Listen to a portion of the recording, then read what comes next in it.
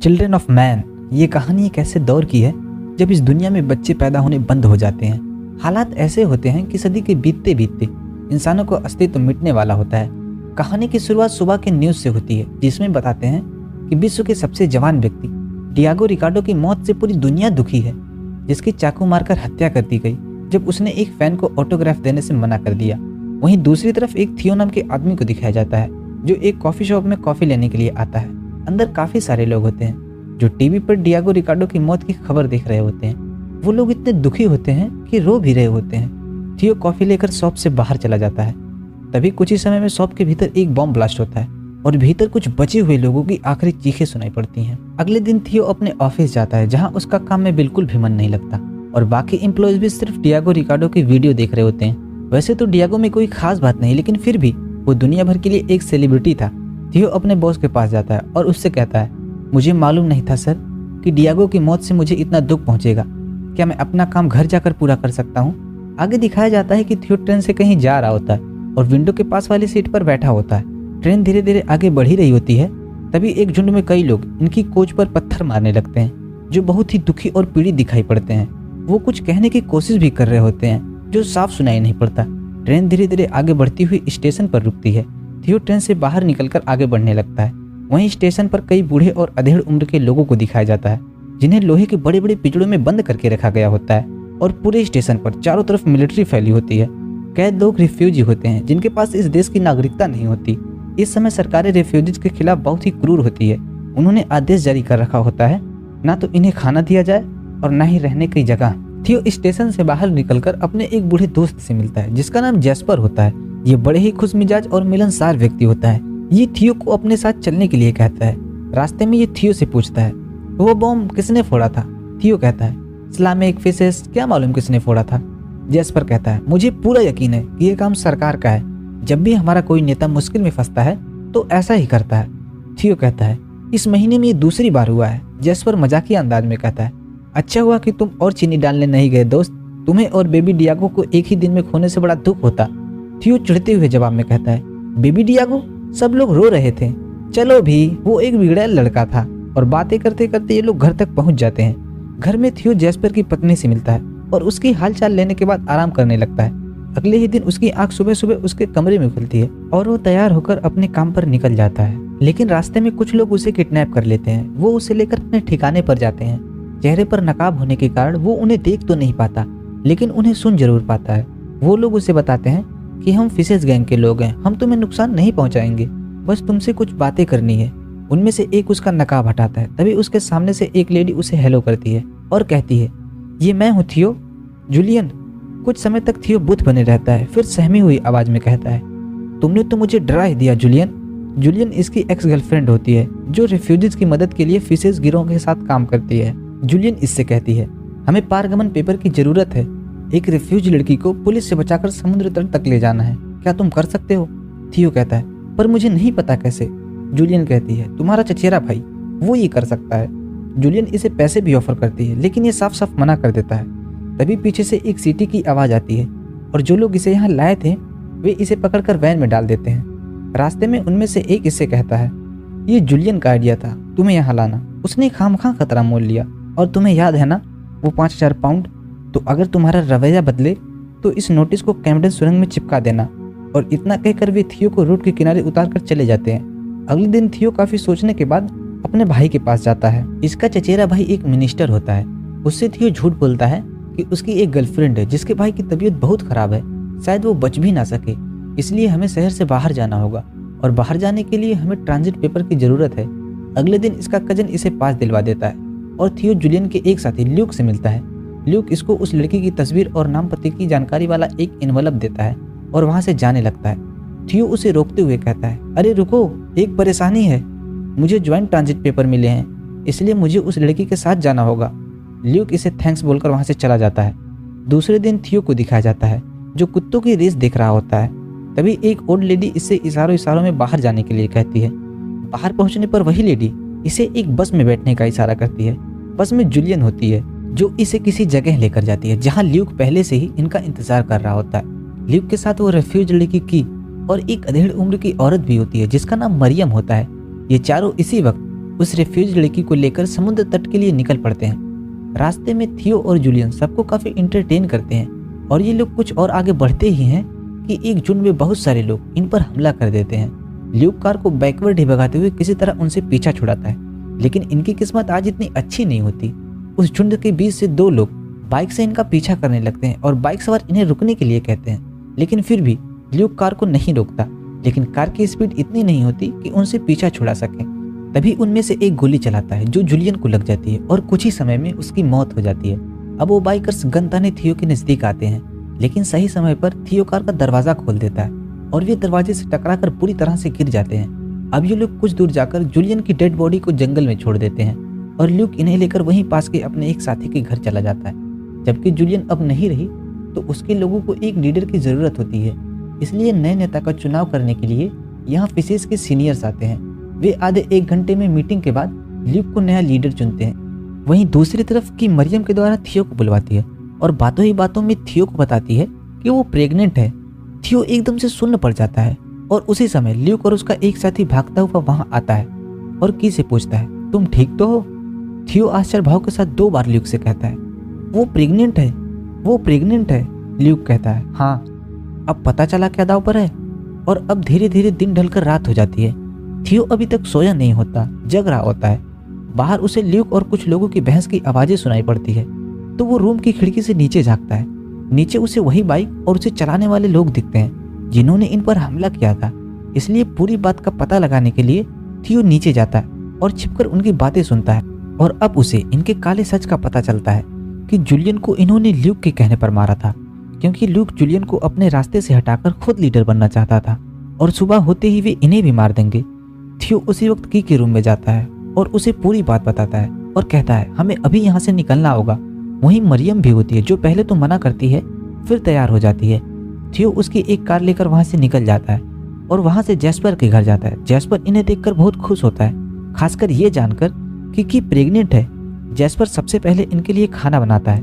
खाने के बीच में मरियम बताती है कि टोमेरो नाम का जहाज एक अस्पताल रूपी जहाज है जो हमें ह्यूमन प्रोजेक्ट ले जाएगा। जैस्पर उससे पूछता है, क्या तुम इसे कहीं से भी पकड़ सकते हो? मरियम कहती है, नहीं, वो जहाज आखिरी 2 तटों पर रुकेगा, तो आज रात विट्समोर में मिल सकता है या 2 रातों के बाद विक्सिल में। थियो कहता है, हमें विक्सिल जाना चाहिए, विट्समोर हम समय से नहीं पहुंच सकेंगे। लेकिन मरियम उसकी बात का इनकार करते हुए कहती है, नहीं, वही हमारा एक मौका है, विक्सिल में हम नहीं घुस सकते, वो एक रेफ्यूज रिसीवर है। जैस्पर विक्सिल का नाम सुनकर बिना कुछ कहे वहां से चला जाता है और जब वापस आता है तो वो इन तीनों को बताता है, विक्सिल में घुसने का बंदोबस्त हो गया है, हम खुद को गिरफ्तार करवाएंगे। सिड नाम का एक बॉर्डर गार्ड है जो हमें विक्सिल ले जाएगा। अब मरियम विक्सिल जाने के लिए तैयार हो जाती है और आज रात तीनों जैस्पर के घर पर बिताते हैं। अगली सुबह ल्यूक अपने लोगों के साथ इन्हें ढूंढते हुए इनके घर तक आ जाता है। जैस्पर को पहले ही पता चल जाता है क्योंकि उसके घर के चारों तरफ लगभग 100 मीटर के रेडियस तक अलार्म सिस्टम और सीसीटीवी कैमरे लगे होते हैं। सबसे पहले जैस्पर थियो को अपनी कार देकर पीछे के रास्ते से निकलने के लिए कहता है। थियो उसको और उसकी बीवी को भी साथ चलने के लिए कहता है, लेकिन वो जाने से मना कर देता है। वो कहता है, तुम जाओ, मैं यहाँ रुककर उनका ध्यान भटकाऊंगा, तब तक तुम यहाँ से निकल जाना। इसलिए थियो दोनों को लेकर वहां से निकल जाता है और अभी तक ल्यूक इनके घर तक पहुंचा नहीं होता। वजह ये होती है कि जैस्पर का घर चारों तरफ से पेड़ों से घिरा होता है जो बाहर से दिखाई ही नहीं पड़ता। वहीं जैस्पर अपनी पत्नी को जहर दे देता है क्योंकि उसे पता होता है कि वो थियो का पता जानने के लिए उसे बहुत टॉर्चर करेंगे और खुद उनके आने का इंतजार करने लगता है। कुछ ही समय में ल्यूक अपने लोगों के साथ वहां आ जाता है और जैस्पर से थियो के बारे में पूछता है। ना बताने पर वह जैस्पर को कई गोलियां मारता है जब तक कि उसकी मौत नहीं हो जाती। और इस पूरी घटना को थियो कुछ ही दूरी से छिपकर देख रहा होता है, पर वो कुछ कर भी नहीं पाता क्योंकि इस समय उसकी जान से ज्यादा की और उसके बच्चे की जान की कीमत होती है। लेकिन थियो इससे बुरी तरह से टूट जाता है क्योंकि अब उसका कोई अपना नहीं बचा, ना तो जूलियन, ना तो उसका सबसे करीबी दोस्त जैस्पर और उसकी पत्नी। थियो यहाँ से निकलकर जैस्पर के बताए हुए बॉर्डर गार्ड से मिलता है जो इनसे ज्यादा कुछ पूछे बिना वेक्सिल के बॉर्डर तक ले जाता है और बाकी रिफ्यूजीज के साथ वेक्सिल जाने वाली बस में बिठा देता है और जाने से पहले उनसे कहता है, वहां तुम्हें एक औरत मिलेगी जिसके पास एक कुत्ता होगा, वही तुम्हारी रात में सोने का इंतजाम करेगी। और बस वहां से निकल जाती है और रास्ते में एक स्टॉप पर रुकती है जहाँ एक गार्ड मरियम को नीचे उतार देता है और उसके पास बैठी की को भी उतारने वाला ही होता है कि किसी तरह थियो उसे रोक लेता है। कुछ ही समय में बस वेक्सिल के रेफ्यूज रिसीवर तक पहुंच जाती है। वहां ये दोनों उस लेडी से मिलते हैं जिसका नाम मरिका होता है। वो इन्हें अपने घर तक ले जाती है और इस दौरान की को पेन होना शुरू हो जाता है और आधी रात बीतते बीतते की एक लड़की को जन्म देती है। कुछ घंटे बाद वो बॉर्डर गार्ड सीट इनके पास आता है। वो इन्हें बताता है कि जल्द ही आर्मी इस जगह को उड़ाने वाली है, तो हमें जल्द से जल्द यहाँ से निकलना होगा। इसी बीच वो की बेटी को देख लेता है और उसका इरादा एकदम से बदल जाता है। वो इन्हें गन पॉइंट पर ले लेता है और इनसे कहता है, सरकार भी तुम्हें ढूंढ रही है और फिशेस भी, तुम तो बड़ी काम के हो, और इन्हें अपने साथ चलने के लिए कहता है। लेकिन सीढ़ियों से उतरते हुए मरियम उसे धक्का दे देती है और ये तीनों बच्चे के साथ उसे चकमा देकर भाग निकलते हैं। थियो रास्ते में एक जगह रुककर दीवार पर नाव बनाकर समझाता है कि हमें उसकी जरूरत है, क्योंकि मरिका को इनकी भाषा नहीं आती। इसके बाद मरिका अपने पहचान के एक आदमी के पास इन्हें लेकर जाती है और वो आदमी बच्चा देखकर तुरंत इनकी मदद के लिए राजी हो जाता है और सबसे पहले इन्हें खाने के लिए कुछ फ्रूट्स देता है। इसी बीच वो इनके बाहर निकलने का बंदोबस्त करने के लिए चला जाता है। एक आध घंटे बाद जब वो वापस आता है तो इन्हें अपने साथ चलने के लिए कहता है। वहीं बाहर इस समय रेफ्यूजीज और मिलिट्री के बीच लड़ाई शुरू हो गई होती है, क्योंकि सरकार इनके इस शहर को तबाह करने वाली होती है। इसलिए ये चारों बहुत सावधानी से आगे बढ़ रहे होते हैं। लेकिन इनके कुछ ही आगे बढ़ने पर ल्यूक और उसके साथी इन्हें पकड़ लेते हैं। ल्यूक अपने कुछ लोगों के साथ की और उसकी बेटी को लेकर जाने लगता है। तभी उसका एक साथी थियो को गोली मारने के लिए आगे बढ़ता है, लेकिन ल्यूक उसे रोकते हुए कहता है, अभी नहीं, लड़की दूर चली जाए तब मार देना। उसकी दूर जाते ही ल्यूक का एक साथी उस आदमी को गोली मार देता है जो इनकी यहाँ से भागने में मदद कर रहा था। फिर थियो को गोली मारने वाला ही होता है कि तभी मिलिट्री के लोग इनकी तरफ फायरिंग करने लगते हैं। मौका देख थियो मरिका को लेकर भाग निकलता है। भागते हुए दोनों एक कमरे में चले जाते हैं। फिर थियो उसे वहीं रुकने का इशारा करके खुद आगे निकल जाता है, क्योंकि चारों तरफ गोलियां चल रही होती हैं, हर कदम पर मौत होती है। थियो उसी दिशा में जाता है जिस तरफ ल्यूक की और उसकी बेटी को लेकर गया होता है। कुछ दूर जाने के बाद थियो उन्हें देख लेता है और ल्यूक का एक साथी भी उसे देख लेता है और वो थियो पर अंधाधुंध गोलियां चलाने लगता है। थियो पास में खड़ी एक बस के अंदर चले जाता है। तभी वहाँ मिलिट्री के लोग आ जाते हैं, इसलिए ल्यूक और उसके साथी की और उसकी बच्ची को लेकर पास के एक इमारत में चले जाते हैं। थियो भी मौका देखकर बिल्डिंग के अंदर चले जाता है और सीढ़ियों से होते हुए ऊपर जाता है। वो की को ढूंढते हुए धीरे धीरे आगे बढ़ ही रहा होता है। तभी उसे की के बच्चे के रोने की आवाज सुनाई पड़ती है जो ऊपर से आ रही होती है। ऊपर जाने पर वो देखता है कि की अपनी बेटी को लेकर कोने में छिपी हुई है और उसे कुछ ही दूरी पर ल्यूक भी होता है जो मिलिट्री के लोगों पर जवाबी फायरिंग कर रहा होता है। थियो की के पास जाता है, उसे कवर करते हुए आगे बढ़ ही रहा होता है कि ल्यूक दीवार पर फायर करते हुए उसे रुकने की चेतावनी देता है। वे इनसे दुखी स्वर में कहता है, जब मैं बच्चे को ऊपर लेकर आ रहा था तो मैं रोने लगा। मैं भूल ही गया था उस एहसास को कि वो दिखते कैसे हैं, इतने कोमल, इतने मासूम। जूलियन सोचती थी ये शांति से हो जाएगा, कैसे? हमें उस बच्चे की जरूरत है। थियो कहता है, ये लड़की है। और तभी वो मिलिट्री के एक जवाबी हमले में मारा जाता है। ये दोनों बच्ची को लेकर नीचे जाने लगते हैं। इस समय इमारत में बहुत से रिफ्यूजी छुपे होते हैं, क्योंकि इन्हें यहाँ से भागने का मौका ही नहीं मिला होता। बच्ची लगातार गोली चलने की आवाज सुनकर जोर जोर से रोने लगती है, जिसकी आवाज सुनकर इमारत में मौजूद लोगों का ध्यान उस बच्ची की आवाज की तरफ जाता है और सभी कमरे से बाहर निकलकर उस बच्ची को प्रोटेक्ट करने लगते हैं, क्योंकि अभी भी लगातार गोलियां चल रही होती हैं। लेकिन जैसे ही कुछ मिलिट्री सोल्जर्स इन्हें देखते हैं वो फायरिंग सीज करवा देते हैं। थियो और की बच्ची के साथ सुरक्षित इमारत से बाहर चले जाते हैं। अभी तक गोलीबारी बंद होती है, लेकिन तभी कहीं से एक गोली चलती है और फिर से गोलीबारी शुरू हो जाती है।